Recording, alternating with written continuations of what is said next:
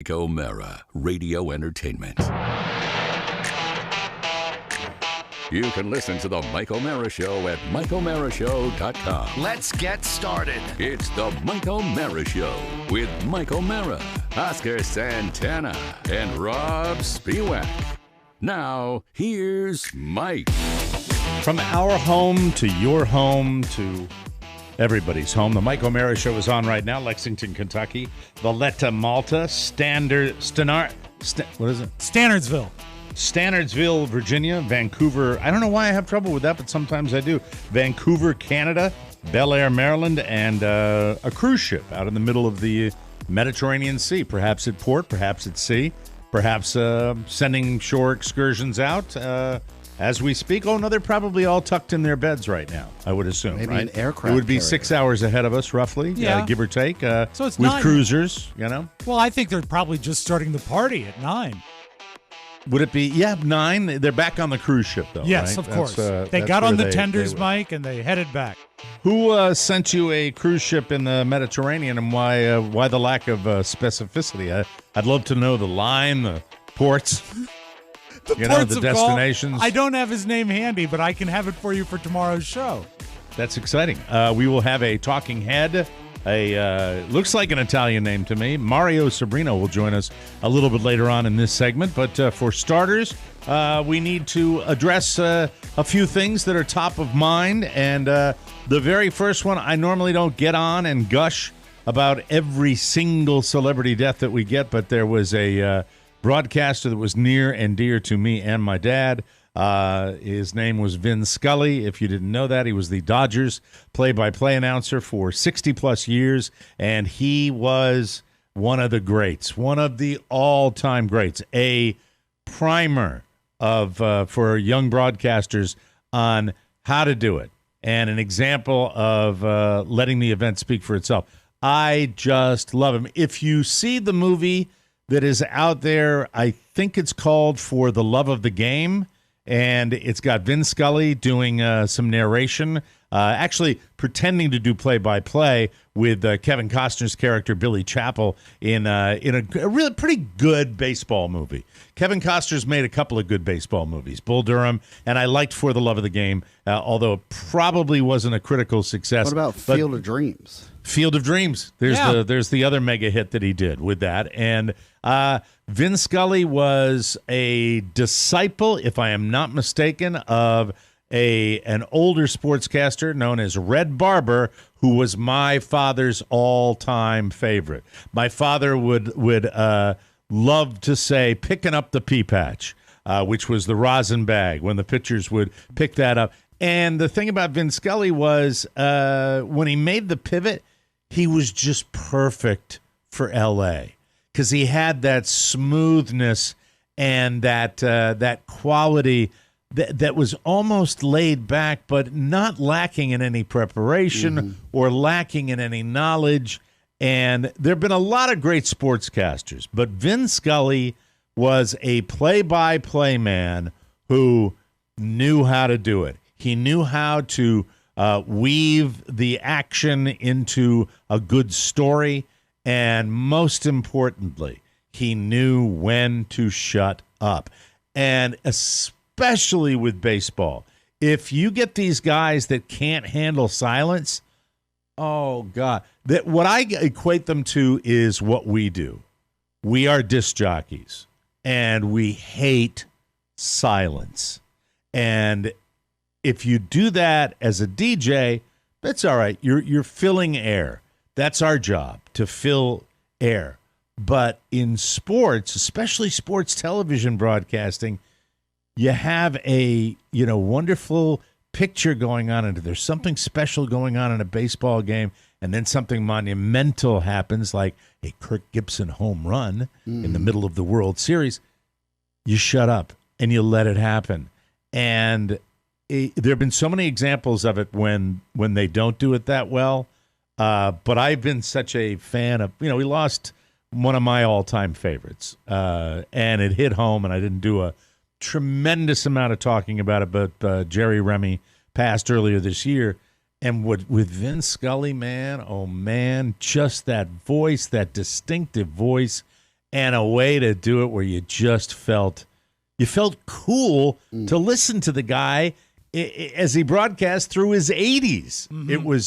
It was special. Dodgers fans, LA fans know what I'm talking about. So we lost him, and I know, Rob, you curated some audio. We'll have for, some more when we Scully. go to Soundtown, but there's a few I want to play. Well, play it from all here. now. Give it to me all now. right. I'd like to, if we're gonna, because you don't want to do that and then come back and do it, unless you don't have anything for Soundtown. No, if you want to break it up, that's fine. Always plenty of stuff in the town. Okay, all right, because I just think I'd like to, I'd like to get the sad part of the show over because I miss him already. He was one of my favorite broadcasters. I don't think these will make you sad, Mike. Right. He was challenged in the 1980s. They said, you could read the phone book and it would be interesting, Vin. He said, I don't know if that's true. And then someone said, what about a grocery list? Here's Vin Scully reading a grocery list. Okay, Sure, Andy, I'd be happy to. Well, let's see. We've got a dozen eggs, a quart of milk, a loaf of bread, a can of frozen orange juice, 6 small white onions, a green pepper, garlic powder, a package of American cheese, pickles, kosher that is, bananas, cornflakes, maple syrup, toothpaste, paper towels, toilet paper, 6 bars of soap, hot dogs, quarter pound of chopped meat, steak, lamb chops, package of spaghetti, 3 apples, bologna, cottage cheese, a pound of butter, 2 ears of corn, beer, ketchup, peanut butter, soy sauce, and a half a pound of coffee. I could listen to that for a year. I swear I could. Okay, so it's not the classic baritone, but it's this amazing resonance that he has with his voice. Great game show announcer Johnny Olson once said the reason that he was a hit as an early announcer on television is his voice wasn't too low and it carried well through tiny speakers. The tiny speakers of a television. If you think of Vin Scully coming through a transistor radio, that's the perfect pitch for a little 3-inch speaker in a transistor radio. And I think that probably had something to do with it. Now, as you know, he was with the Dodgers going back to Brooklyn. He actually, his first job out of college. Did you know this? Yeah, that's when my dad became a Red Sox fan after the Dodgers left New York. Before that, my dad lived and worked in New York. Vin's first job out of college was at WTOP Radio in Washington, D.C. Where did he go? Did he go to Catholic University? I don't know where he went to college, but he graduated to WTOP. I'd love Pony. Find out where Vin Scully went to school. I'm just curious. When your career goes that long and the world is changing around you, and he can still adapt and have fun with it. Here's Vin Scully talking about Twitter, which is a very different thing than this is late in his career. Yeah, but it's great. Third inning, 2-1 D-backs. The Dodgers received a Twitter. Certainly Matt Kemp received it, so did Hanley Ramirez, and the Twitter came from Shane Victorino, who is going to be here for tomorrow's game, a 12-10 game against Arizona, and the Twitter read, or do you say twit? Anyway, the twit read, "Aloha Los Angeles, ready to come help the Dodgers win it all. Let's go." So that was to Kemp and Ramirez, and we pass it along to you. Also, Mike, he didn't understand what a mullet was. He got blanked at first base. And in reading a Colorado paper about the game, they said his throw was just a little bit longer than the mullet that he wears. And I remember reading that, and I thought, mullet?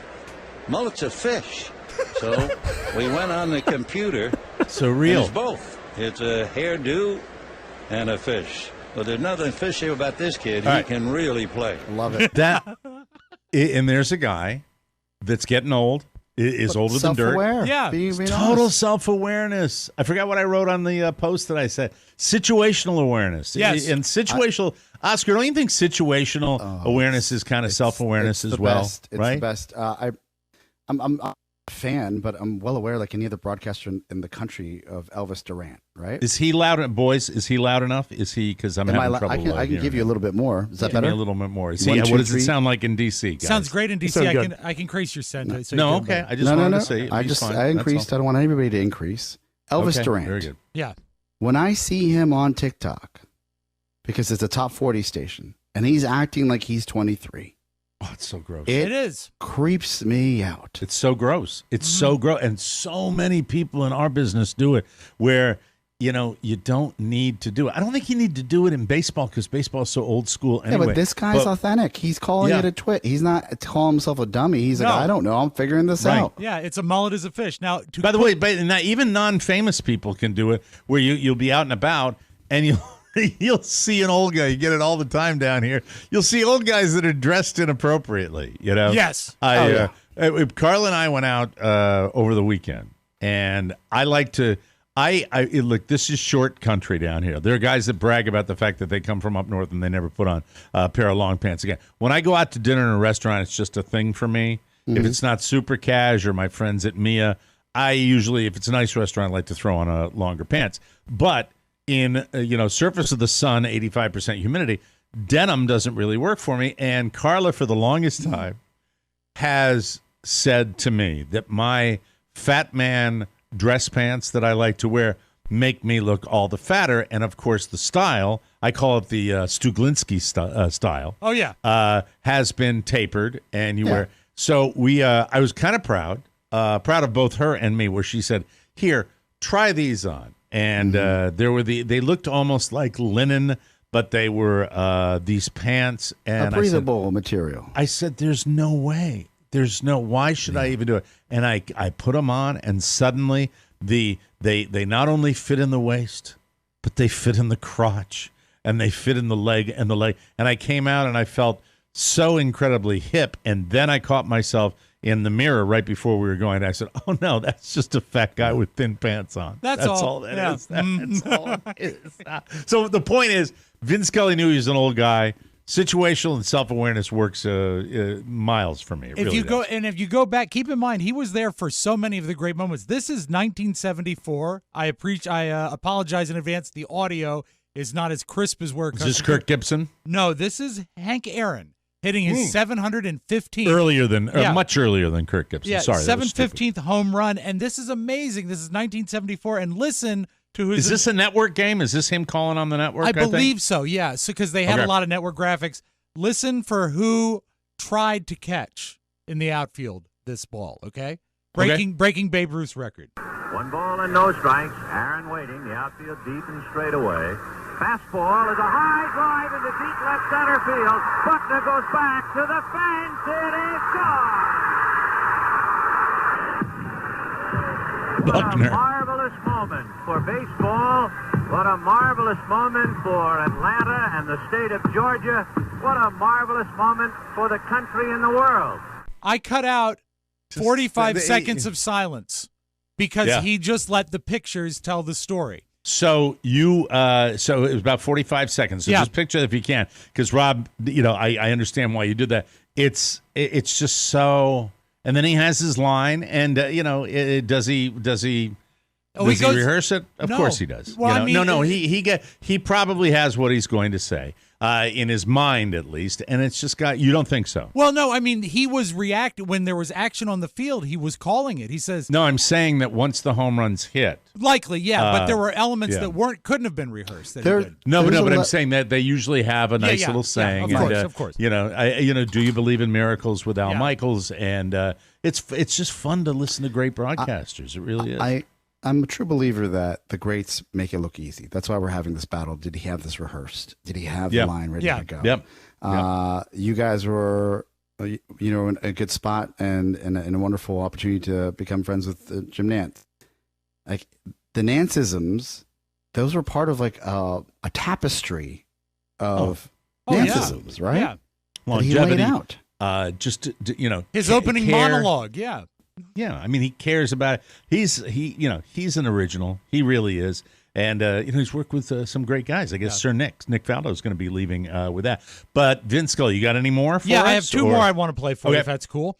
And Mike, I was very surprised to know that Bill Buckner was the guy who did not catch the 715th So that's run. before he was playing first base and letting it go through his legs for the Red Sox. Funny you should bring that up. Remember, are you going to play that? Yes. Are you going to play that clip? Yeah. All right, go ahead, and then I'll go. Thank you. Thank you for finding that one. You don't have do you have the Kirk Gibson home run? I do not. You don't, but you have the Bill Buckner 7th game of the world. I don't know which. It was the 6th game of the 6th game. World I was Series, at that game, and the Mets won the game. But the amazing thing, Mike, and I have this. or was I at the 7th game? I was at the 7th game. But here's the amazing thing about this. This one I had to cut out, and I timed it. 1 minute and 51 seconds of the announcer not saying anything. Almost 2 minutes of network airtime where fantastic. He just let the pictures talk. He got it. And he did. Anyway, here's Vin Scully. This is 1986. Can you believe this ball game at Shea? Oh, brother. So the winning run is at second base with 2 out, 3-2 to Mookie Wilson. Little roller up along first, behind the bag. It gets through Buckner. Here comes Knight, and the Mets win it.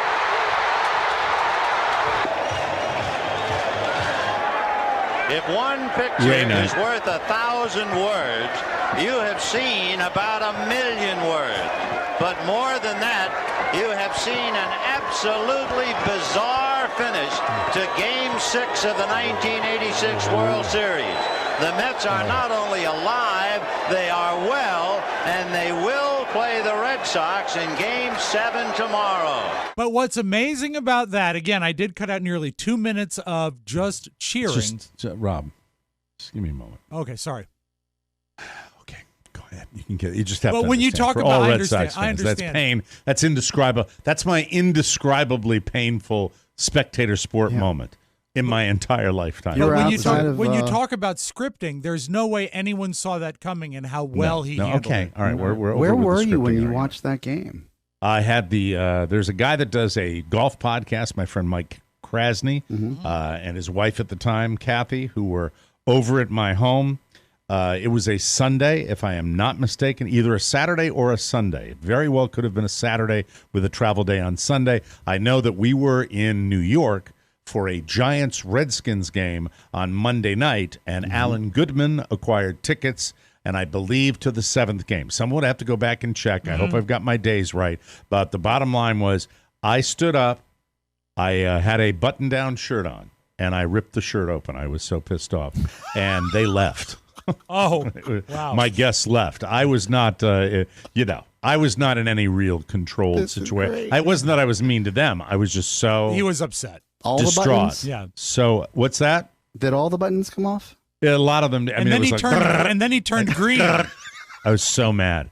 I was so. What do you mean? Like, is that a Hulk reference? Yeah, the Hulk thing. Yeah, of course. All right. Okay. It was so. Oh God. So Vin Scully Right, go went to ahead. Fordham College at Rose Hill in the state of New York. I believe that's where G. Gordon Liddy went. Fordham, Yeah. out in the Bronx. I Yeah. think that's where their campus And is. let's close with this. This is from October 2nd, 2016. This is Vin Scully's final sign-off. And if this doesn't scream class, I don't know class when I see it. Here's Vin Scully's final television sign-off. You know, friends, so many people have wished me congratulations on a 67-year career in baseball, and they've wished me a wonderful retirement with my family. And now, all I can do is tell you what I wish for you. May God give you for every storm a rainbow, for every tear a smile, for every care a promise, and a blessing in each trial. For every problem life seems a faithful friend to share, for every sigh a sweet song, and an answer for each prayer. You and I have been friends for a long time, but I know in my heart that I've always needed you more than you've ever needed me. And I'll miss our time together more than I can say. But you know what? There will be a new day and eventually a new year. And when the upcoming winter gives way to spring, rest assured, once again, it will be time for Dodger baseball. So this is Vin Scully wishing you a very pleasant good afternoon wherever you may be. Save home Vin Scully. Oh, man, and can you imagine being a lifer Dodger fan and not having a tear in your eye when he did that? Unbelievable. Good audio. Great audio at Thank the you. end there, except for the Buckner thing. Let's bring our talking head in, shall we, ladies and gentlemen? Our talking head goes by the name of Mario Sabrino. Yes, sir. Mario Sabrino has been listening to us for 11 years. And never misses an episode. He randomly discovered us on the iTunes comedy chart in 2011, forked over $2 for bonus show number 52, and was instantly hooked. He is a 29-year-old single guy who lives in Oxford, Mississippi, and is, fingers crossed, in his final year of graduate school at the University of Mississippi. He is ready for his douchebag 30s. Yay! He is currently completing his PhD in counselor education and supervision and just taught his first independently taught course, a master's level class in addiction. Ooh, I'm curious about that. Yeah, Dr. Robb. Yeah. Are you curious about that? I had a lot of questions for him yesterday. I got a B+. Thank you.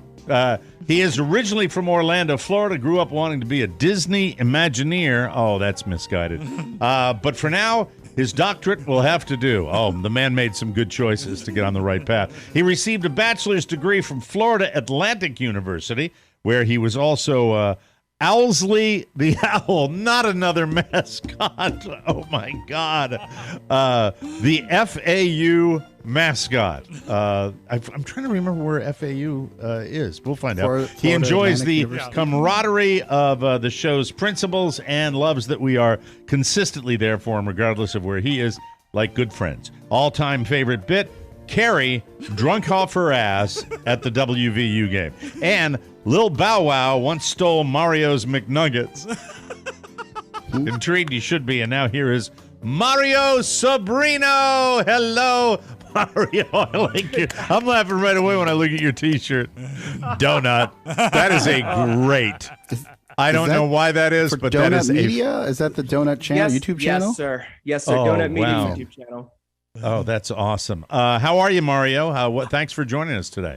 Oh, I'm all right. You mentioned wearing shorts with the 85% humidity, and this morning it's clocking at 92 here in Oxford, Mississippi. 92%. Mississippi, humidity. no escape from that along the Gulf Coast. It's difficult there.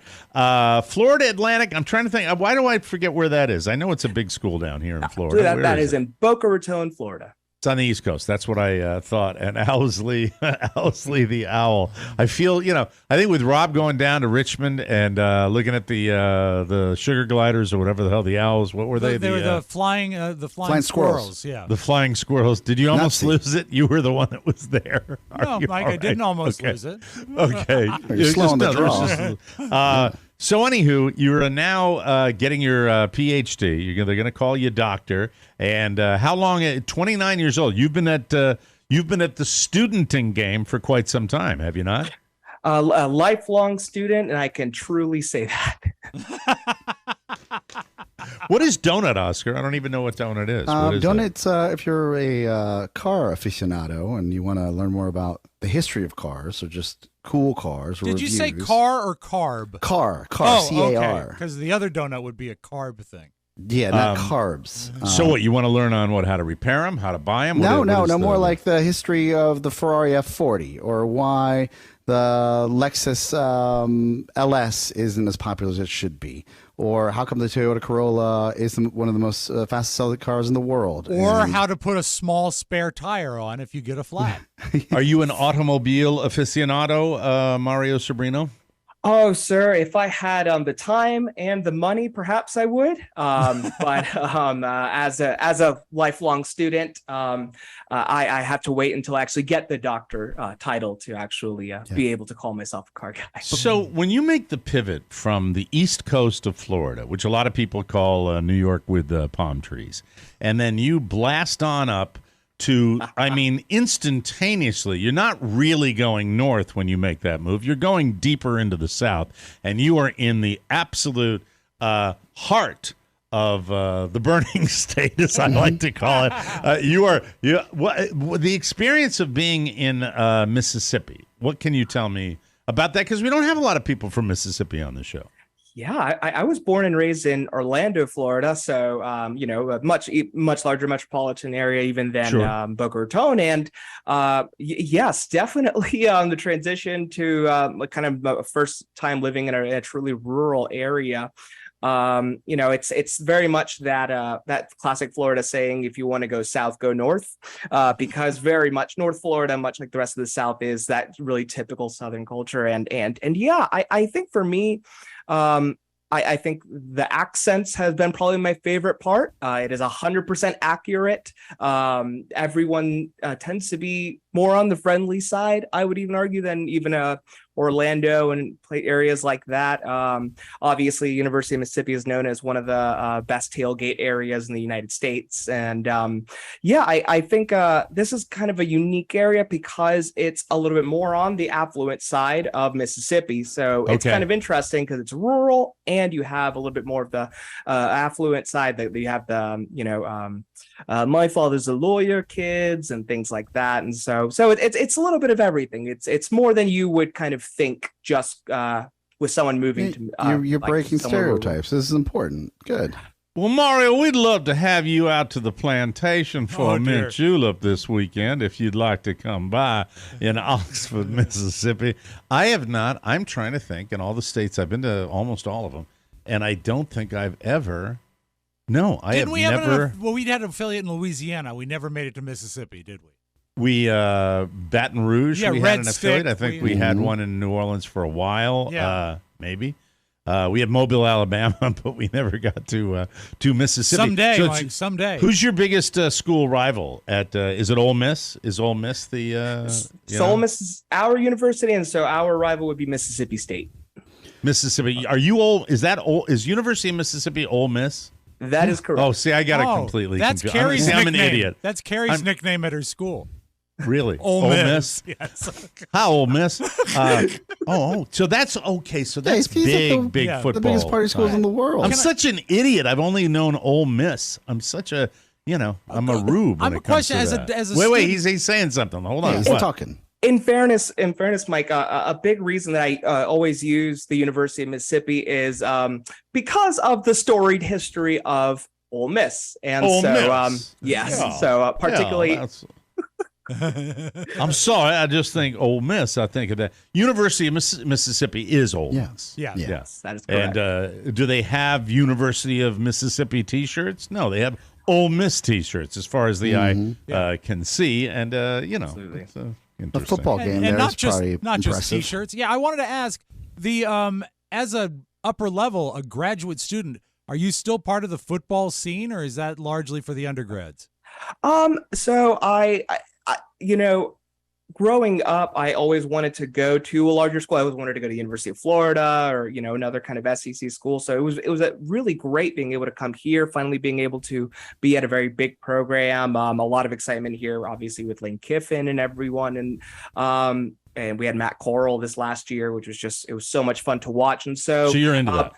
I'm very much into the football part. The tailgating part, I walked through it. It was kind of like, I would imagine like the last days of Caligula, essentially. It's just insanity. It really, really is. I always tell the story about when we went to the University of Iowa, and we were being hauled around by that really, really nice guy who was an alum and a football alum as well. I forgot what his name was, but he was talking to us about it. And people are normally really well behaved, and it's a party, but people don't go too crazy. And right about that time, we came around the corner, and there was a Ford Explorer that had driven right through a storefront window. Yes, with cops around it and all that, because it's a drink-a-thon. I mean, you're molding minds, and people are really learning, who has the gene to really succeed in alcoholism. And speaking of alcoholism, so here we go. You're going to specialize in. You've taught a master's level class in addiction. What is and I'll ask you a question. I want to put you on the spot. What would be the number one thing about addiction that you think people get wrong? Number one thing that people get wrong. I think the number one thing that I would say is people just assume people just made kind of bad choices or things like that, because at the end of the day, sure, behaviorally, that's exactly what happened. But if you really look at it systemically, what is everything that contributed to that choice? Particularly if you're looking at stimulants, for example, at the end of the day, they serve a very specific and especially in America, a very helpful function for maintaining energy and to be able to, ADHD. work more effectively. ADHD, certainly. And, at the end of the day, there's a reason people take it. It's not just because of a physiological addiction, but it's because that substance actually provides them with some type of benefit. And so I think a lot of times when people just say, oh, well, they just made bad choices or they made this or that, a lot of times I think it's like, well, did they have, the support systems that they needed early on to be able to make different choices or so on and so forth. So yes, I would say more than anything, it's just I could certainly take up a whole show talking about the stigmas within addiction. But we've had a show. We've had an author on, Johan Hari, who I think the book was called Chasing the Scream, who came on and was talking about addiction. And when you talk about a support network, same thing with the lack of hope, where you would take people, put them into a rehab center, have them get counseling, have them go through a treatment program, have them do everything they're supposed to do, and then throw them right back into the same hopelessness that they were coming from. And, it doesn't take a lot of time for them to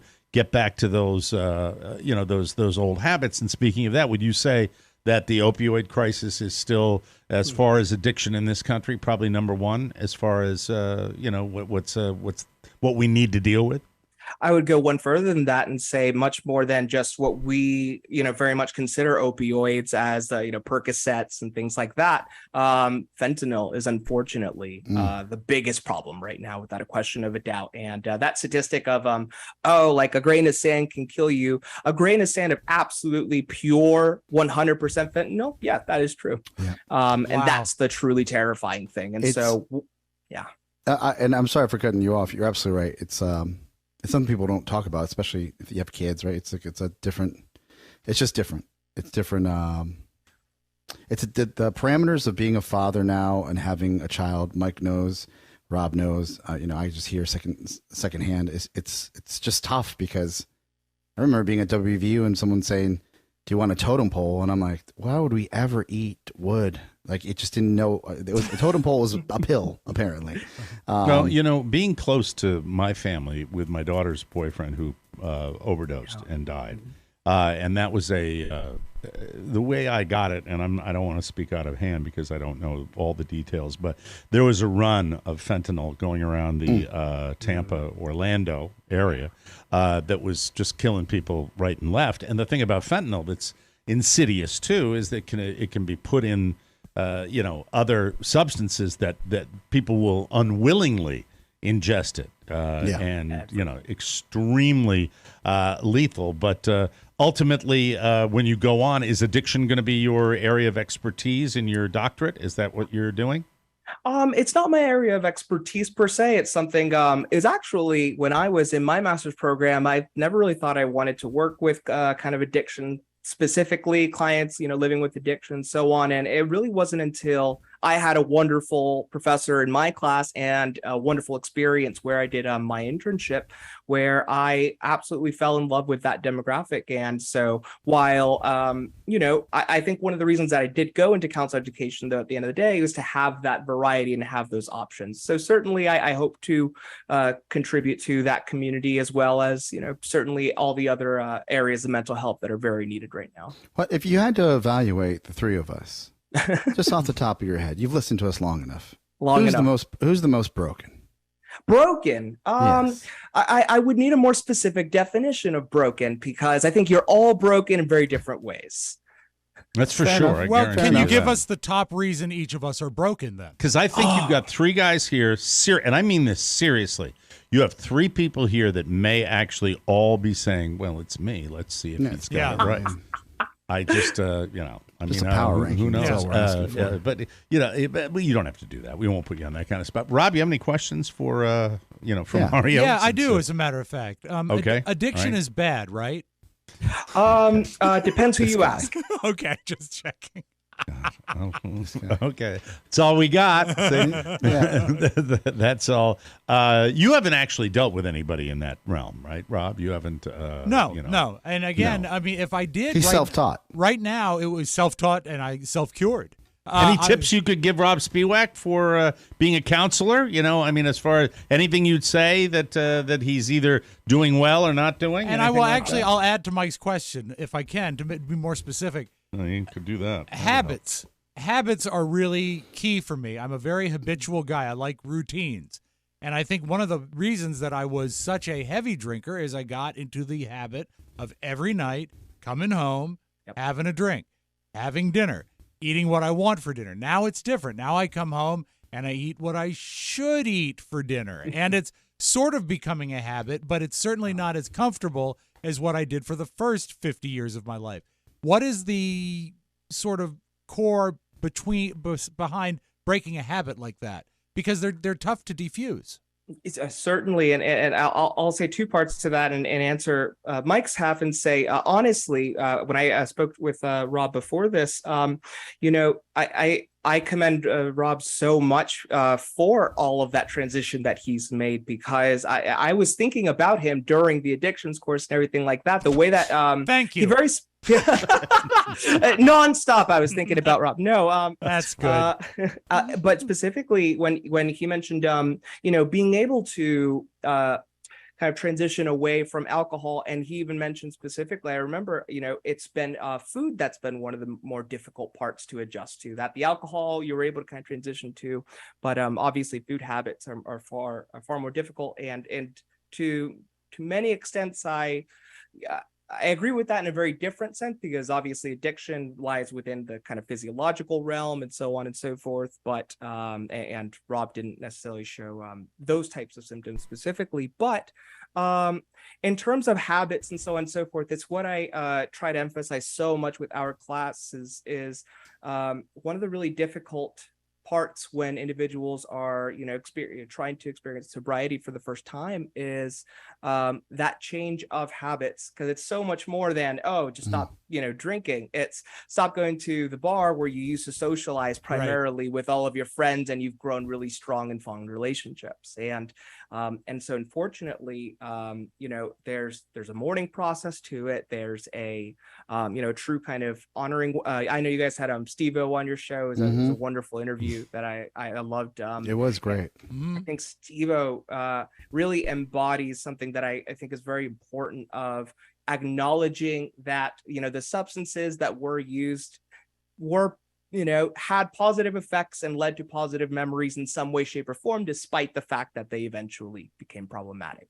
And so, I think a lot of people just try to say like, okay, forget it all, forget about alcohol, you never did it or anything like that. And really it's just not the way. It's being able to identify, okay, I used to socialize in this way. Smoking, we see that all the time. Individuals who, go outside and take smoke breaks all the time, and so on and so forth. It's readjusting and identifying the best ways to kind of re-socialize or really adjust the socialization so that it can happen in a healthy and fulfilling way. Because I think that's the important part, the fulfilling way without it, or as fulfilling as possible. It's interesting you should say that, because I recently talked on the show about how going down to visit my dad at the beach was a test for me, because that was so much about sitting down and having a few beers with my dad. Well, Robert's going back to school next week, and this weekend I'm going to take him to Jimmy's. And I've not been to a bar since I was in the hospital. And so that's going to be another test. And it's does Jimmy know you're sober? No, but I'll leave. Jimmy listens every day. Okay, Jimmy listens all the time. I think he'd know. He texted me a few times when poster I was boy for peer pressure, going through it all. But come on, Robb. One doesn't count. I thought Heineken Zero. A vodka Hop would on the be Tito's refreshing. train. Come on now. The lime juice is good for you. But this will be a test, but also the first time that I've ever taken Robert to Jimmy's where he's not going to be the kamikaze's not going to hurt you. Where Robert's not going to be the designated driver. So it's going to be that should have been a tell that all of us should have paid attention to for you when you used to bring your children to a designated drive only for you. when they were 16. mid-teens. Yeah, no, they were 16. Like they had their license. That's good. That's true. For what he talks about is the associations and the socialization. It's going to be a little weird. Yeah, going to ground zero. And I mean, it's not like I've gotten terribly trashed there before, but there are times when I've just had a couple beers. I won't even have that.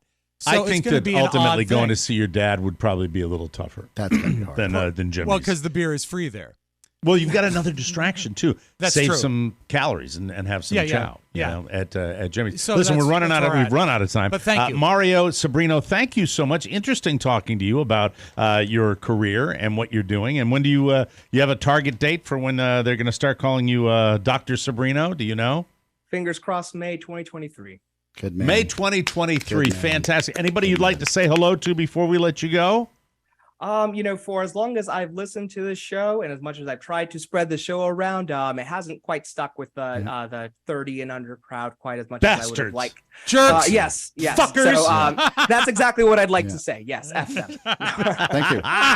Thank you, Mario Sabrino. We appreciate that. We got to take a break. We are late as usual because it's a fabulous Wednesday show.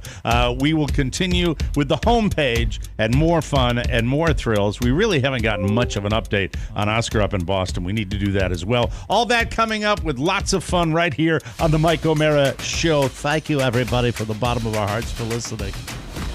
Mike O'Mara, Yes, Rob Spiewak. do you like not being heard under bridges? I sure do. There's nothing that excites me more than that statique. Yeah, it's great being on AM. We're talking about the Mike O'Mara Show a little before 5 every Monday through Friday right here on the mighty AM 1630 KCJJ. Hope you give us a listen. You'll enjoy it. And remember, corn, enjoy it a second time. It's the Mike O'Mara Show, only on the Welcome. mighty 1630 KCJJ. Thank you, Dude Walker. Welcome back to the Mike O'Mara Show, everybody. This portion of our program is brought to you by our good friends and our neighbors for a long, long time, still our neighbors in D.C. at Cornerstone First Financial. As anticipated, the Federal Reserve has increased their Fed funds rate by 75 basis points to combat inflation. But what does this mean to you? With mortgage rates up one day and down the next, it's more important than ever to work with a company you can trust. My good friend Mark Livingstone and the team at Cornerstone First Financial are that company.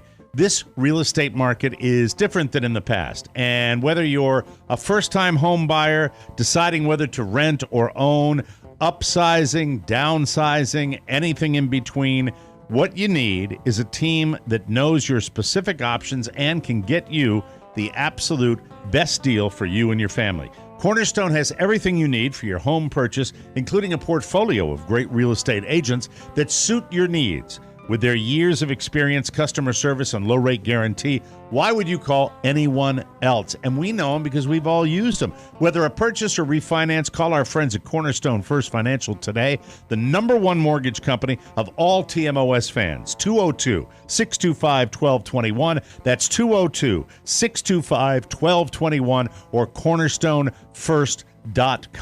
And let me just get my stuff together here because I'm having some And Mike, technical while we have a issues. sec, the gentleman who helped us out in Iowa was Bill Windauer. So I hope that he is What a well nice and guy. within the sound Football of our player, voice. right? Former Yeah. football player. Ex-football player and a great booster of all things Iowa. So hi, Bill. How you been?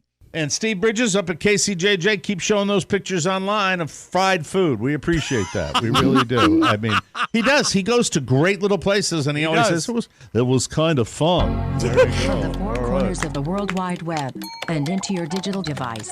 It's what you need to know. This is the homepage. This is the homepage, and there's a thread online where people are talking about the oldest celebrities they still find attractive. We are running late, so I'm going to try to fly through this right now. Number one, I have no idea why he got number one. He's my age. Viggo Mortensen. Really? Oh, I wouldn't wow. classify him as an older guy. Kind of how I My reacted God. to. Jane Seymour rode up an elevator with her Yes. one time, 71. Elvira, no. I can see that. Ooh, great Really? body. Yeah. Okay. Susanna Hoffs from the Bangles. definitely, She's yes. 63 also. Yes. Bruce Campbell is 64. Sally Definitely. Field, 75. Susan Sarandon, 75. Stanley Tucci. I like. Not even I when like to he's see that. young.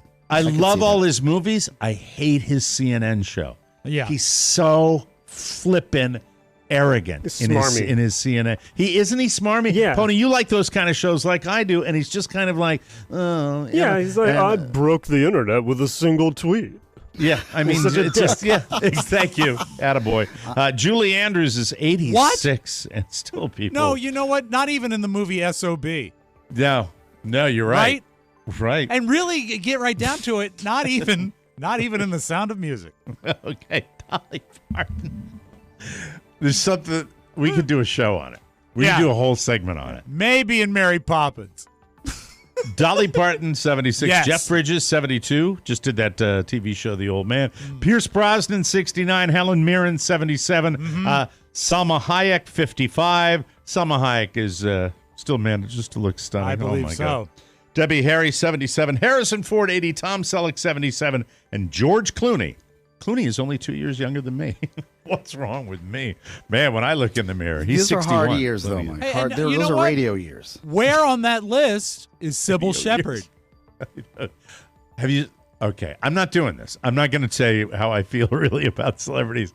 Sybil Shepherd did not make the cut, unfortunately. But in her day, something and a half. Yeah, beautiful. Have you ever been enjoying a nice peaceful walk and then been rudely interrupted by Tom Cruise doing daredevil stunts? Probably not. No, I'd love to that's what happened to a couple in the UK. They say they were out walking on a mountain, taking a little hike in the country, when Tom arrived on a helicopter at the top of the mountain to do a paragliding stunt. Of course he did. Look, I don't like James Corden that much, but I do love the stunt videos with James Corden. Tom Cruise, you can say a lot about the guy. The guy's got balls to do the stuff that he does. He truly likes to do these stunts. He apologized to them on the top of the mountain when he noticed them with their dog. He said, sorry for your disturbing your peaceful walk. I can't do Tom Cruise. I don't think there's anything to do about it. Sorry for all the noise. I like your dog. And then he added, see you later, folks. And then he jumped off the cliff with a paraglider. No word on what he was filming, but if we had to guess, probably Mission Impossible 35. Yeah. Which will be coming out. I would dream of that. Just seeing a celebrity alone, let alone a stunt. Especially out in the middle of the country, and all of a sudden you hear na na na na na na, and the helicopter comes down. Wouldn't that be very special? Very exciting to see Tom Cruise. I just think it's super cool that he flew up in the mountains. It's the UK though. That's okay. the wrong. You've got him in Austria, and that's the United Kingdom. They're connected, aren't they? You have to go underwater. It would be. Well, see, you still had Julie Andrews on the brain too with Sound of Music. It would be a lot of fun if it was like Germany in the 1940s. Oh, yeah. I don't know what comes out in costume. What are you doing? Know what I'm talking about. I've known a few people who went their entire careers like this. Have you heard the work term quiet quitting yet? Oscar, have you heard that expression? No, I've heard force quit, but not quiet quitting. It's not when you actually quit your job. It just means you stop caring so much and you refuse to go the extra mile. So work is not your top priority. Basically, you choose to only perform your specific job duties. So instead of giving 110%, you back it off to whatever you can get away with and not get fired. And it's not just trending here. It is also happening in other countries, including China, where they use the term tang ping, which means lying flat. It's possible the pandemic lockdowns caused it. People realized that free time is nice and wanted more of it. And the fact that the wealth gap is widening probably hasn't helped either. When it seems impossible to get ahead, people don't try as hard and they quiet quit. Yeah, well, the wealth gap isn't going to change unless you work for it. Let me just tell America that right now.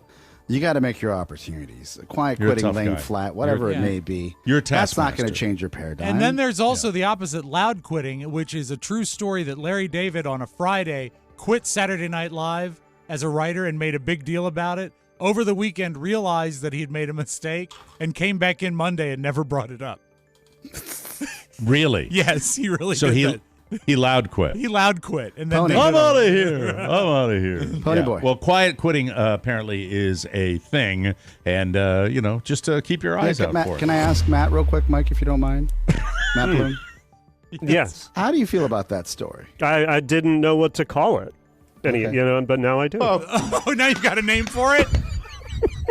He's getting ballsier in his old age. I love it. And I like it. A new poll done by Texas Tech found 73% of us agree. This is what I was going to say about college. I had a story coming up. That college just isn't about book learning. It's also about learning to be an adult. Yeah. People who were asked to name the hardest things about college and getting good grades didn't. It did rank first, of course. but it barely beat out these next three. Learning how to manage your time, that was huge for me in college. Huge, huge, huge, huge, huge. You really learn that if you go to an institution of higher learning. Having more responsibilities, you're kind of on your own when you get to college. It's like you do the work, get it done, or else. And living on your own, and there's certain kids that can't handle it. 85% of people who've gone to college say it helped prepare them for real life. The top things they picked were organizational skills and figuring out what they're passionate about. And also the old idea that you'll never actually use your degree might be outdated now. 70% of people say in the survey that they're still working in the field that they got their degree in. That's me. I'm working in broadcasting. It's not broadcast journalism, but I don't think I would have thrived in broadcast journalism. I like what we do. I enjoy that. A new poll, I just read that. Kids at home, don't print things twice. Thought my packet was a little thick. The General Mills Monster cereals are soon making their return to store shelves for the Halloween season. Great. And this year, Fruit Brute. The one that I've missed. I do not know the Fruit Brute. Yes. It's being added back into the mix after a long absence. Officially announced today, General Mills' beloved Frankenberry, Chocula, and Boo Berry. And for the first time in nearly a decade, Fruit Brute. Are you familiar? You like all these cereals? Yeah, it's a fruity cereal. It's akin to like Trix or something like that. Or Fruit Loops or something like that. Yeah, and the mascot is a werewolf. Are they bringing back Yummy Mummy? No, I didn't see Yummy Mummy on the list, but Frankenberry is there. Okay, wow. A lot of editing today. That's it. And now, ladies and gentlemen, a little something. Dozens of packages containing cocaine were found washed up along the coastline of the Florida Keys over the weekend. U.S. Border Patrol officials said the drugs were discovered by some residents who found the packages in a line of mangroves near the Ocean Point condominiums.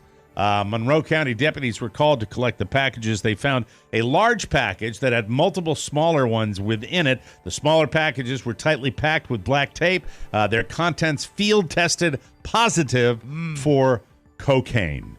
In other news, what do you do? In other news, the Ocean Point condominiums will be extending their up all night August meet and greet. Followed by the Sunday Alex Jones sound-alike contest. Thank you. Is that trial going on now, by the way? Yes. Oh, yeah. Yes. Yeah. Okay, Yes. so when I'm watching that on YouTube, that has been Real my time. must-see TV. BS crazy. Oh, my The guy's God. attorney. We'll have to set out some time tomorrow. We'll be right back, everybody. I'm a whore, He Jack. needs a whore that snores. A snoring whore. What a great name for a bar. The snoring We're whore? going down to the snoring whore. She was a whore. Did you just call me a whore? When you're ready to rub shoulders with the elite, there's a downtown hot spot with your name on it. Come on down to the Snoring Whore. The snoring whore. The snoring whore. Snoring whore. Discriminating company in an upscale atmosphere that won't break the bank. Just like the Mike O'Mara Bonus Show. Upscale laughs at wallet-friendly prices. For just pennies a day, you can subscribe to the Mike O'Mara Bonus Show. Snoring The whore. Mike O'Mara Bonus Show. Escort quality entertainment at hooah prices. You don't get to call me a whore. Thanks, guys. Quick turnaround on that one. Yeah. Hey, summer break is a great opportunity for families to learn and explore together. KiwiCo delivers monthly crates full of science and art projects, perfect for kids of all ages who want to keep their imaginations active all summer long and away from computer and phone screens. I can't say I'm doing that right now. Oh, well. You know, you finished this Kiwi crate. You can build stomp rockets, kites, explore the science of trees, or engineer your own coin-eating robot. How about we have KiwiCo every day in the O'Mara household? Your child will have fun learning with super cool hands-on projects delivered to their door every month. KiwiCo gives them the tools to learn new skills, build new experiences, and make new connections to the broader world. Plus, KiwiCo has something for kids of all ages, and you can pause or cancel anytime. Michael loves KiwiCo, and I love watching him discover new things. Make summer a new learning adventure every month with KiwiCo. Get 50% off your first month plus free shipping on any crate line with code TMOS at KiwiCo.com. That's 50% off your first month at KIWICO.com, promo code TMOS. Okay, we haven't really gotten an update on the Uncle of the Year, Oscar Santana, who is broadcasting live and has been very good to join us each and every day while he's up there on a bit of a staycation with watching some kids, hanging out a little bit. But you're working as much as you can up there. Yesterday you had Sebastian, and this is when you tried to ruin the show. It was terrible. This is your fresh off the nephew and the niece being at your mom's house where you stayed out there. You've had a lot of family, more than normal. Not ready to have kids, Mike. I've decided. Really? I think it costs $20K to freeze an embryo. Give me more level for him, please, or you can give me more level. Of course. He sounds far. Does he sound far away to you at all? Am I does far he sound away? different No, to he you? sounds fine here. He does. Okay. All right, send to him, please. Yes, Help him. You got it. All right. Thank you very much. I Okay. appreciate it. I went online today. It looks like it's $20K to freeze embryos. We're going to go ahead and pull that trigger in payments because I'm not ready to have a child probably till I'm in my 50s. I don't know, Oscar. The frozen is good, but the fresh is better. There's a lot of work to be done for Tio Oscar. For example, we did the show yesterday. Sebastian was wonderful to be around, but I'm trying to do a show. I can't. So are they back today? Are they back? From there overnight? They were supposed to be back at 9 a.m. Yeah, my brother just went to go pick him up from camp with my wife. Dogs to the right of me. I know this. To the left. That Here I am, stuck in the middle with you. When we were done with the show, it was fun because I got a chance to spend time with him. We went in the pool. We had a cannonball contest. My wife filmed it, showed it to me later. There's nothing like seeing a Latin beluga whale that I've become jump into the water. Did you make a good splash? Made a big splash. Busted my nuts all up. Forgot how to do a cannonball. It's just terrible. Tuck and roll. Yesterday, there was great energy on yesterday's show. It was kind of a fun romp show. You were a little lagged, I think, a little wiped with all the I was watching travel. him all day, Mike. And this is on the heels of the niece and nephew who were in your mom's house, and you seemed a little burned on that one. Yeah, because they stained the main couch in my mom's family room. Somebody decided to make a stylus out of a pen and then watch a movie with it in her pocket. And we all know you don't lay on a couch or a bed with a ink pen in your pocket. So when they got up, it looked like a Rorschach was on the couch. Oh, no. Yeah. How does Mama Santana handle something like that? This is the great part. It's 11:30 p.m. and I'm like, hey, kids, I've done this. I one time had a friend put a Wu-Tang symbol on my bicep that used to exist, and I sweated it onto a white couch, and I know what to do because I called Macy's and asked them. And I said, you still have that knowledge tucked away? Still have that knowledge. We have to slow down a little bit. Yes. Right. So you stained a couch, and you actually You called the department store. I think we've had this story in the past. Years ago. Yeah, a long time ago. Years ago. I think I remember this. A decade ago. What is the solution for? Because pen ink, I would imagine, was almost impossible to get out, I would think. What I had was for the solution for a leather couch. This will dull the leather. Was it a leather shiny. couch that they were on? This time it was cloth. The leather couch was gasoline. Yep. Blot the gasoline. It left a dull spot, but nothing a pillow couldn't cover when my parents come back from vacation. Did they ever find it? My mom found it. She thought that somebody had spilt something and it messed everything. I never told her. She doesn't know to this day. But moving on. Actually, nowadays it would be too expensive to use gasoline. Is there another? Is there another solution? For pen, I knew we had to absorb it somehow. I said if we use gasoline, it's gonna discolor the couch. Right. Find me on. Just a guess, because there are tears everywhere, by the way, and I'm trying to teach them a lesson. Like, you can be a team, you can problem solve, you don't have to. So there's crying going on because the couch was ruined. 13-year-old, my nephew's, as his uncle, blaming his 13-year-old sister, and I said, guys, as a team, is Luca mad at you for yelling at the sister? No, Luca is mad at his sister for being a dummy and going and hanging out with a pen in her pocket. Okay. I said, no one's dumb here. They both were. No one's to blame here. Let's solve this together. Don't tell mommy and don't tell mommy Nia, which is our grandmother, my mother. What does it mean? Mami Nia? Yeah. That's just what they would call her because they couldn't say, my mom's name Yoli. I don't know. All right. So they say, okay, we won't say anything. I said, but we should say something, right? I said, no. This is the first time you can do this as brother and sister. Support each other. Somebody get on Google and figure out how to do this. So Luca gets on Google. They all have phones. He said, well, they said if you use rubbing alcohol, maybe you could save it if it's a fresh stain. So, but if it was Luca, he would have said, they said if you use rubbing alcohol. How fresh was the stain? It was it a whole movie? It was within the 15 minutes. Like like we just had found it. Still wet. But big. Like as big as my hand. Huge.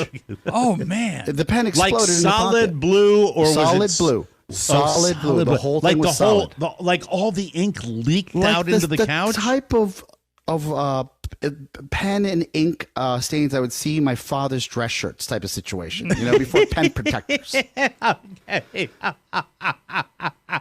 So what happened? So my mom is a hoarder. God bless her. She has a bunch of alcohol swab sheets of paper. We went through almost the entire box, which is 300. Like the little squares, right? Of blotting, pulling some ink off, like opening it up, blotting, pulling some ink off, and then getting another one right on top of it, getting that layer of ink off, layer. Took about an hour and a half, but got it all out. Really? You killed the that's a miracle. Yeah. That had to be an amazingly like the girl had to feel incredible camaraderie with all of you. There was no What's her name again? I know we have Luca, Sophia. Sophia had to feel was she grateful? This is what I don't like. When things are working, people leaving the project. You got it. Like, you got it. Okay, I'm going to go. She ran upstairs in middle of this, working and knocked on, Mommy Nia, I just need to show you something. So she ratted herself out? She went to tell my mom and her mom, who was hanging out with my mom, because my mom's a night rider. She's a night owl, that we were fixing the couch. They didn't know the couch was messed up. So then you've got these two Bolivian dragons rolling down from the second floor, and you can hear the mama, like and I'm like, oh, I was like, she told him, Lucas, she told him. She goes, she wouldn't say anything. I said, she told him. I don't know why they're coming down, and then they come, and you know who gets blamed? Your boy, old Fantana, right? Because I'm in charge of them, right? Mm-hmm. Wow. And I'm like, why did you tell him? And then she starts crying. She goes, and then her mom says, well, she should tell me everything. I said, oh God, Sophia burned you. That's terrible. Mm-hmm. Like, you'll never be recruited by the CIA. That took literally 30 minutes. 30 minutes to burn me. But it was okay. The stain couch looked was okay. Fine. Rob, trust was broken. There we go. It is over. Next time I see them, they're on their own. That's phenomenal. That's pro tip: alcohol swabs. You blot, you don't smear, you blot. Yeah, blot. And Mike, no matter how much you want to, don't suck on them. Yeah, and don't pick it, it'll get infected. We'll be right back, everybody. Live from Fort Myers, it's the West South Florida Kennel Club Dog Show. Hello, fans. I'm Twitch, along with Jim Amato, and we're calling the action live. We're down to the final 4 dogs, and we still have some surprising contenders. With the final 4, an Irish setter, a Bolivian hairless, a huge Spiewak Mastiff, and a Mexican long-haired Chihuahua. Can you believe they eat these dogs in some countries? That's right, Jim. By the way, the Spiewak Mastiff is the largest dog we've ever had in competition. That's dog with 2 G's. It sure is, Jim. It looks like the handler is having some trouble with the Chihuahua. Shut up, Frankie! Oh, that's too bad. That'll knock him out of the competition. The judges taking one last look, and there it is. The winner is the Mike O'Mara Bonus Best in Show. Get a subscription today at MikeO'MaraShow.com. Until next year, this is Jim Amato and Twitch saying, who's a good boy? Welcome back, everybody, to the Mike O'Mara Show. When we decide to lose weight, it's usually not just about the number on the scale. Noom Weight is ready to help. Noom Weight's psychology-based approach gives you the knowledge and support to build lasting results. Noom Weight empowers you to build more sustainable habits and behaviors. To date, Noom Weight has helped more than 3.6 million people lose weight. Your daily lessons are personalized to you and your goals. The program is based on scientific principles like cognitive behavioral therapy, CBT, to help you understand your relationship with food. It's amazing how flexible the program is, which really works for me. Here's a fact. I recently recommitted to Noom because it works. Oscar loves it. Carla loves it. It's going to be great. And actually, I start tomorrow getting back involved with Noom, and I'm really excited about it. Helps you stay focused on what's important to you. Do it with Noom Weight's psychology-based approach. Sign up for your trial today at Noom.com/TMOS. That's NOOM.com/TMOS to sign up for your trial today. Welcome back to the show. Whoa. Mr. Spiewak, Yes. health update. You had an MRI today. How did the MRI go? This is maybe the last one you have to deal with for a while. That's right? what I thought. Mm-hmm.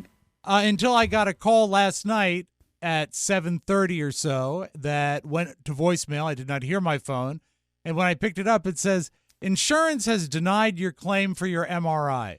Oh. So it's not going to happen. We have to consider your appointment canceled. I couldn't call back because they called after the MRI place had closed and the doctor's office had closed.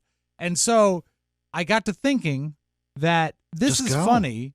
I know. I called the first thing this morning. I said, I can still come if there's been some sort of misstep. They said, no. Your insurance only covers one MRI every 6 months.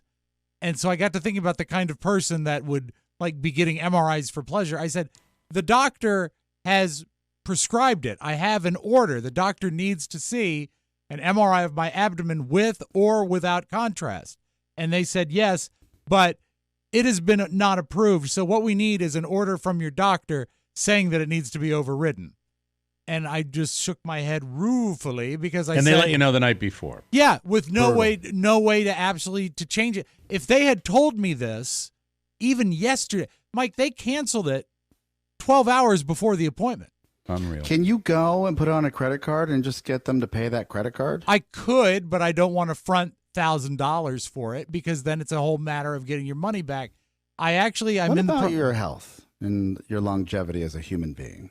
Isn't it worth that risk? Oscar, I can do that next week too. I mean, there's no reason that I can't do it. This thing keeps on getting pushed back for reasons I feel like you've done this enough, right? Right now, what's the insurance company you're dealing with? Yeah, name names. Cigna. Oh, that sucks. The big behemoth asshole And insurance Sounds like a cigarette. I was very, very upset last night. I woke up today mad. It was that kind of thing and here's why. It really started to fester with me.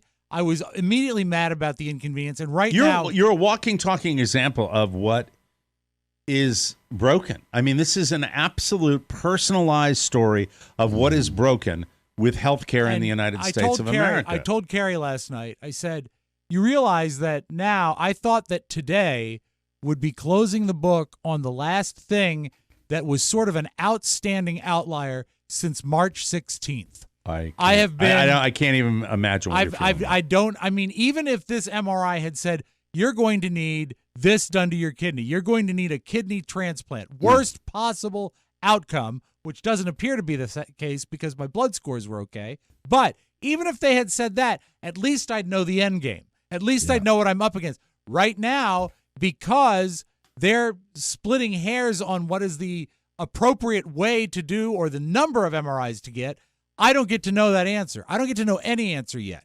And what did the doctor? Who's the first person you talked to this morning? First person I called this morning was the MRI, the radiology place. I said, "Has there been a mistake? Buddy. I can still be there in time for the appointment." They said, "No, we can't do this." And then spinning through my head is, I already called in favors with my mom to get an appointment in 2.5 weeks. When I didn't do that, appointments were about a month and 5 weeks out. So now I've lost this appointment, and I can't make another appointment because it's going to be denied. Now they know it's going to be denied. So then I called the doctor. They said, I'm trying to think of the phrasing, our paperwork is in order. If you want this to still happen, the facility needs to call us and get the doctor to approve it on a peer-to-peer basis. I said, okay. So I called back and waited on hold and waited on hold and waited on hold to one department, to another department, interminable hold each time. I finally get to a guy who says, we're going to look into this for you. This is about 2 o'clock today, and I haven't heard back from them yet. But I spoke to my mother, who is part of she works for Inova. She's in the healthcare system. She knows right? all the doctors. She says, if a doctor that is different than the doctor that called for the first MRI, this is another doctor and a notable doctor because he's at Georgetown Hospital at the liver specialist. If he calls and says this is necessary, it is likely to get waived and pushed through. But it's a big deal to have a doctor of that importance call this facility to make that happen. But that's where I'm at right now. So it looks like unless some miracle of scheduling happens, the soonest I could get this is probably in another month, and I'm still up in the air. And frankly, I'm really upset about it. So I'm sorry. It sucks. I'm sorry. I didn't know that was the update. I just wanted it. I had no idea. I just saw wanted it to be done. Your cryptic post on Facebook today. I saw that, and I was hoping it wasn't this. I was really. Any way we can help, man, just let us know. I appreciate it, but when this doctor, this liver specialist said, get blood work and get an MRI as soon as possible and get me the information, the soonest I could get pulling every strick I had was 3 weeks. I don't like to, you know how I get mad with the Irish thing. Yeah. This liver doctor ought to be more engaged in this. You know, go get an MRI, not knowing you're going through this. I would assume a specialist of that level would, be an inside. Email goes out, something like that. You're like, hey, I mean, an email. You can go to an ER and say you need an MRI stat. Yeah. And play the game. If there's anybody out there, and I'm making this appeal right now, this is just anybody that can help Rob play the game a little bit better. I've had, I don't want to cry poor me because I've had a lot of good care and I've had a lot of good updates in the past. Yeah, and you've had 4.5 people help months, you in the past, and I've too. had people help me, but you got to understand, I just want to reach a point where I can heave a sigh of relief because things are okay can blame for you now. With this crap. Things are okay for now, and this whole kidney next time, do me a favor, throw the credit card down, and we'll figure out how to pay for it. Absolutely. Oscar, I'm with you with that. You and I can handle that. So that's I should have said that. I forgot that. We'll do that. That's the fix. I was so embittered by the lady at the facility who said, "Of course, if you'd like to pay out of pocket, we can still see you today." And we're telling you, figure that out now. Get that done. But what is how much is it for an MRI? I think it's between $700 and $800. We'll do it. Do it. Do it. I think it's more like 2,000 to 10,000. That's what I'm seeing here. No, that's what they. Without insurance, you are crazy. They quoted me that today. That's what they quoted me when I asked, and I said, Matt, remember, you barely can make it to Japan, so we'll settle down. We'll get involved. That's related. But I prefer not to get you all involved. So give me a couple of days. Rob, I've looked at the internet. It's $750,000. It's going to cost the same as a McLaren automobile. Do you know what that is? That's I know. And but anyway, so I'm peeved today. I don't Sorry know about whether that, guys. I think we all feel the same way about this. That this is just closure more than anything else. Yes. Hopefully. Yes. But if it's not hopeful, think about the weeks, the months, and the hours. Even an answer provides some sort of closure. Yeah. Right Don't now, wait. I'm no better off than I was a month ago. Call them, tell them we'll pay, please. All right. Yeah, out of pocket. You'll pay out of pocket. All right, give me 24 hours to try and work this out the right way, and then I'll hit you guys up. Okay, we got to take a break. We will come back Mike, with yes. He had a hat. Kidding. He had a hat. Oh, that's right. He had a hat. Yes, swept away. Anyway, oh man, that makes me mad. Makes me mad. I understand that. I'll collect some cane toads from Florida and send them up to those people. Excellent. I'll put them in my pocket. Yeah, with a little note that says, "Please lick these." We'll be right back, everybody. Men, are you tired of radio? All those yakety yaks filling your heads with nonsense day in, day out?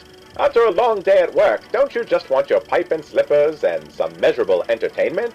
Well, here at Moore Industries, we strive every day to make podcasts that bring the funny. Take the Mike O'Mara Show and the Bonus Hour, for instance. This joyful bantering of ball-busting humor lightens the load of your drudging life. Over here, we see our newest machine, the DGH-4000. It can crank out 50 jokes an hour. Let's see what it says. hobble-do-gee. Well, back to the drawing board. TMOS and more industries, making the funny just for you. Always turn your microphone on. Always. Hey, I'm going to send you some dad grass, Rob. It's summer. It's with all this news, you got to lighten up. Dad grass Mike, is I've great. been thinking about it all day. I'll be honest with you. Enjoy your dad grass. Great anytime. It can help you chill out before a big meeting or an MRI, or be the replacement for that evening glass of wine, which in your case applies as well. Dad grass. It is legal, organized hemp that relaxes your body and mellows your mind. Dad grass CBD products are made with 100% organic hemp that's easy to dose, and the effects come on smooth.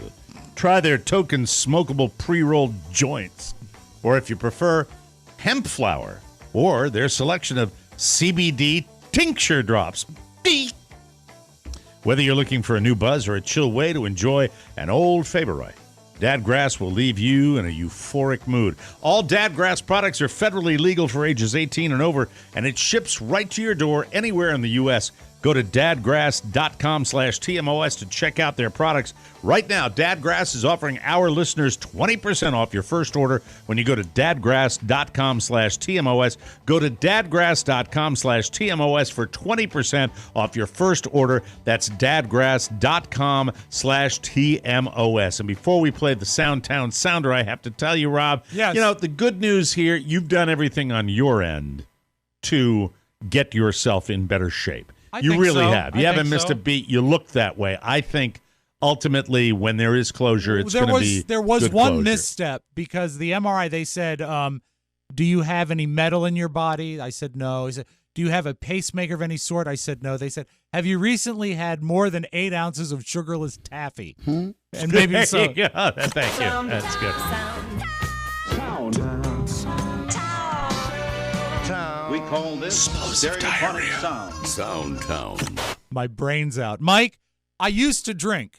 And when I did drink, I liked Tito's vodka very much. I still like their company. I think it's a wildly popular. I met the national brand manager of Tito's 2 weeks ago. Was it Tito himself? No. She was very sweet, very nice. It's a great company, and they make a great product. And also, as much as I like Tito's, I hate the trend of seltzer. The hard seltzers that are going out around. When everywhere. you could drink, how much seltzer did you try? I tried several different brands. I never liked any of them. Okay. Because they never had any flavor. There is, and sorry for the alcohol discussion, but there is, life goes on. There is a thing called the long drink. Are you familiar with the long drink? The What long is drink that? from, Yeah, I think of it's Yes, Finnish. yes. It's from Yes, Finland. yes. Oh, yeah, we've talked about it. Yeah. Grapefruit and gin? Yeah. Yummy number. That's kind of a there's- seltzery thing. Yeah. I reached into the fridge here, and there was Athletic Brew, and I was drinking. I was like, this is kind of flat. It's non-alcoholic, 45 calories. A lot of fun. Sounds great. When I think of gin and grapefruit juice, I think as an alcoholic diabetic, those are two things I can't have. But There you go. Enjoy but life, it's fun to watch. But anyway, Tito's has put out an ad campaign. This, with the influx of these hard seltzers, Yes. they're selling an empty can for $20, and it goes like this. There comes a time when every alcohol brand must ask, should we make a seltzer? And our answer is no. Introducing Tito's in a can. It's literally an empty can that we're selling. That's right. You add the Tito's and the soda and the lime and whatever. We don't make seltzers. You do. I love it. I love That's it. fantastic. That's Yeah. good stuff. I When you love have that. Bud Light cranberry seltzer, I'm out. Yeah. I'm out. Because And they're all the same. They're just, you feel like you're drinking a chemical. I really always feel that way with them. I really do. Now, how would you feel if you were on a flight on Southwest? Bad already, right? But they announced from the flight deck that the flight pilot and the assistant pilot are mother and daughter. Today is a really special day for me. I would like to introduce to you your first officer and my daughter, Keely Pettit. Keely, come on out here. Very special day. We are the first mother-daughter duo ever on the flight deck of Southwest Airlines. They got the mother-daughter idea from the Bang Brothers website. Rob. Last time I saw that, I think it was a place called Mom's Venus. But don't you think they're going to leave the mic on during one of their plays? Mom, I can do it myself. Wow. I don't know. After I got over the novelty and the sweetness and the wonderfulness of that, I would probably get just a little the hair on my neck standing up with the nepotism vibe. You know, talking about like the guy she's dating. I told you he was a jerk. Right. Yeah, you didn't put the gear up. Yes, I did, Mom. I don't know. I'd be a little worried about that. Meanwhile, in the world of air travel, the people at Heathrow are upset. They were talking about this on TikTok. There's a wheelchair shortage because there's a TikTok hack of people saying, get a wheelchair in the airport and get through the airport faster. We have more demand than we had before the pandemic. Some of this is because people are using the wheelchair support to try to get fast track through the airport. That is absolutely the wrong thing to be doing. And if you go on TikTok, you'll see that that is one of the travel hacks that people are recommending. Mike, it's absolutely the wrong thing to do. It is. Did we ever do it when we were drunk in airports at all? Yeah, but never to gate service, just to... No, we didn't do gate service. We just did it to have fun. Yeah. You know? It was at I believe it might have been at the Portland International Jetport, if I'm not mistaken. I'd rather not to have the details released on that story. That's okay. I remember I was in the chair. Yeah, that would be cancel culture. It definitely would be. Completely. But you know absolutely. what? Sunnier days. Let's look forward to this gentleman. His name is Sean Redner. He lives in Wisconsin, which is a fine place. And he has a collection that he's hoping to get Guinness certified. He has 13,000 cat figurines. Oh, isn't that wonderful? What a great human being. How about you, Sean? I gotta leave something in my life. Why not be in the Guinness Book of World Records? It's just the cat figurine museum on the surface. But when you get down to it, it's all part of somebody's life. It's not just cat figurines. It's them, it is. essentially. Yeah, no. My goal is to hopefully move all of this into a coffee shop where we can have adoptable cats so visitors can come have a couple Oh, Sean. Oh, what a shame. Like adoptable cats. Porcelain flying down. Look at that. That's cats. terrible. And terrible. let's close with this. This is a viral video. A former Disney employee said that one of the biggest dangers working in a Disney property, Mike, it's not vomiting disc jockeys. No. It is ninja squirrels. And I didn't think the story was all that interesting until I heard this guy's voice. We'll close with this former Disney employee. If you've ever worked at attractions at Disney, then you've parked strollers. You've also seen the Florida squirrels that steal everything out of strollers. You think your soda's safe in the stroller. Squirrels are not nice. They don't care. They will take your soda and leave you nothing. Yeah, just eat your food and drink your stuff while you got the time, because leaving it anywhere, it's gonna go. The popcorn especially, they smell it from a mile away. Pretty much any animal you see that's not affiliated with Disney, don't touch it. Yeah, you know what? If you're buying popcorn at a theme park, you're stupid. Worst snack ever. Something hot and salty? Sure, Sorry, bring popcorn eaters. He's had a long day. You have to deal with that. I have. Really do. Anyway, that's all I have. What? Okay, you're fine. You're okay. Yeah. Any final words for the people you dealt with today, or pleasant? Anything? I'd like to say hello to the medical community. Thanks Okay, for there getting you it go. right again. There you go. We'll keep us posted. We got to get out of here. We'll be back with a brand new episode tomorrow. We are going to do a deep dive on a little research project that Robb Spiewak's been working on about Harvey Weinstein. Yes. So if you're someone who really enjoys, forget it. I don't know how to promote it. We're going to talk about Harvey Weinstein tomorrow. We'll each pick a side. I want to be pro Harvey. Yes, good. We'll let you do that tomorrow. We'll see you tomorrow, everybody. For Robb Spiewak and Oscar Santana, Michael Mara saying so long, everybody. Aloha. Ciao, ciao. Want more? Make sure you check out the Mike O'Mara Bonus Show. Get it at MikeO'MaraShow.com. Mike O'Mara, Radio Entertainment. You know what you are? A hoot. With a capital H, that's what you are. Who cares? Nobody gives a crap. It's all a big nothing. What makes you think you're so special? So what do you want me to do? Drop my paint or fire a rocket? I see that. Get in the hole!